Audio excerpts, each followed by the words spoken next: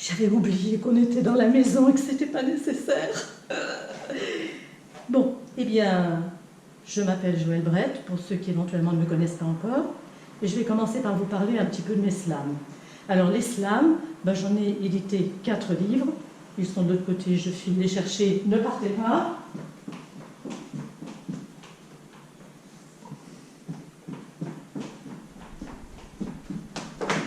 Les voici. Le premier auto-édité qui n'existe plus.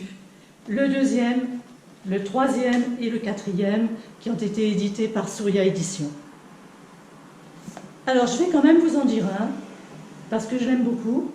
Il est triste, il parle d'un SDF, et c'est un de mes préférés, d'autant plus qu'il est de La Réunion. Celui dont je vais causer crachait pas dans la gnôle, mais ces bonhommes allant des dizaines de torgnoles qui se prenaient dans la gueule quand il était fin sou, et que des cagnards vislards en voulaient aux 4 sous qu'il venait de toucher, et que pour se réconforter, il était en train de boire. Il avait un clébard pas plus fringant que lui, tout aussi affamé et tout aussi meurtri. Ils partageaient tous deux un vieux carton pourri où ils passaient leur nuit, où ils passaient leur vie. Ces clébards-là, moi je les aime, ils font pas de chichi, ils sont gentils, fidèles, ils bouffent ce qu'on leur donne ou ils bouffent pas du tout. Ils sont par là pour la gamelle et ils supportent la galère d'un maître qu'ils aident à supporter le mépris, la défiance et la méchanceté du chaland qui s'écarte en se bouchant le nez, du marmaille qui ricane et balance un galet, des jours où tout le monde fait la fête, tandis que pour vous, c'est la défaite. Quand il fait beau, ça peut passer. La misère au soleil se laisse apprivoiser, mais elle pèse lourd quand se pointe un cyclone, avec son petit nom sucré et son air de ne pas y toucher. Son air. Je devrais dire son courant d'air qui flanque vos 4 nippes en l'air. Un de ces soirs-là, mon SDF grelottait, trempé jusqu'aux os, en maudissant le vent, les eaux, et ces traîtres d'Allons, les Judas, qui, les traîtres, l'avaient viré de dessous son pont, lui et son kleps et leur carton. Que faire? Et où aller par ce temps inhumain?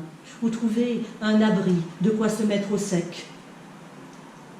Il arrive devant une cité qu'il inspecte, trouve un portail ouvert, descend des escaliers.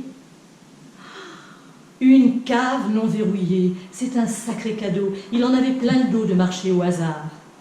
Il s'endort contre son clébard. La nuit, la ravine s'est remplie, a débordé, a envahi jardin, parking et cave aussi. Le chien a essayé en vain de réveiller son maître. En vain il l'a léché, en vain il l'a griffé, en vain il l'a tiré.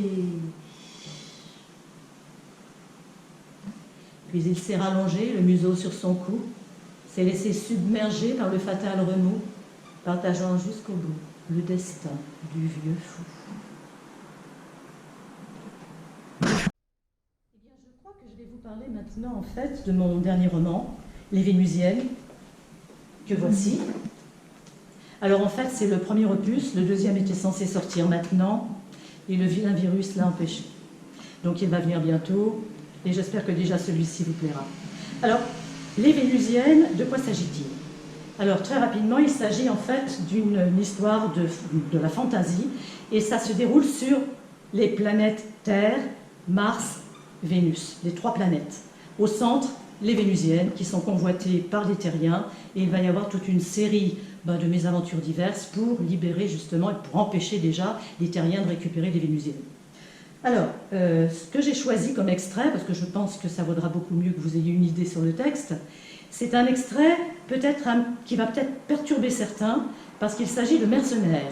Les mercenaires arrivent donc pour prendre d'autres Vénusiennes, pour capturer d'autres Vénusiennes sur Vénus, et en fait, ils vont tomber sur un os, parce que maintenant, les Vénusiennes se sont organisées, elles ont réveillé les fils du feu qui sont des dragons. Alors bien sûr, des mercenaires, ça ne parle pas comme des princesses, ça ne parle pas comme des dames du XVIe, ça parle comme des mercenaires. Alors, je vais vous lire un extrait et j'espère qu'il ne vous choquera pas. Puis là, je crois que je vais filer maintenant chercher mes lunettes parce que je vais avoir besoin de mes lunettes pour lire mon extrait. Donc, le vaisseau des mercenaires est au-dessus de Vénus. Une petite navette a déposé les mercenaires, ils sont en attente et... Putain, qu'est-ce que c'est que ça? jura-t-il alors que les dernières secondes s'écoulaient et que les issues béantes étaient prêtes à cracher les chasseurs. J'y crois pas, s'épouvanta un mercenaire qui, au travers du hublot, découvrait à son tour la première bête. Un dragon? C'est un dragon? Ça existe vraiment, ces saletés-là? Ben quoi, c'est juste un gros lézard. T'as peur des lézards? Se moqua son voisin. Un lézard de cette taille-là, oui, ça me fait peur. Pff, tu vas voir ce que je vais en faire, moi, de ta bestiole.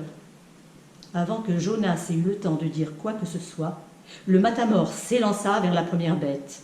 Celle-ci avançait avec lenteur vers les navettes, tandis qu'une autre pointait son museau. Oh, bordel de merde, jura encore Jonas. Il y en a combien des comme ça? D'où est-ce qu'elles sortent? Eh, vous attendez quoi? Qu'il y en ait 50 de ces saloperies dehors? S'énerva Delsley du haut de son vaisseau. Flinguez-moi vite ces monstres tant qu'il n'y en a que 2. Et j'aperçois quelqu'un sur la première bête, sans doute une de ces salopes. Elle dirige apparemment le troupeau. Liquidez-la! Go! Lança Jonas. Tir croisé des numéros 1 à volonté sur la cavalière. Les 2 et 3 sortent du lourd et mitraillent les bestioles. Les 4 en couverture, on se grouille. S'il avait eu le choix, il aurait ordonné le repli pour un retour immédiat sur Terre. Il avait peur pour la première fois de sa vie, car pour la première fois, il se sentait dépassé par les événements, et son intuition lui faisait entrevoir d'inévitables catastrophes. Une chose était sûre, s'il revenait vivant de cette expédition, il donnerait sa démission, quoi qu'il puisse lui en coûter la rupture de ses contrats.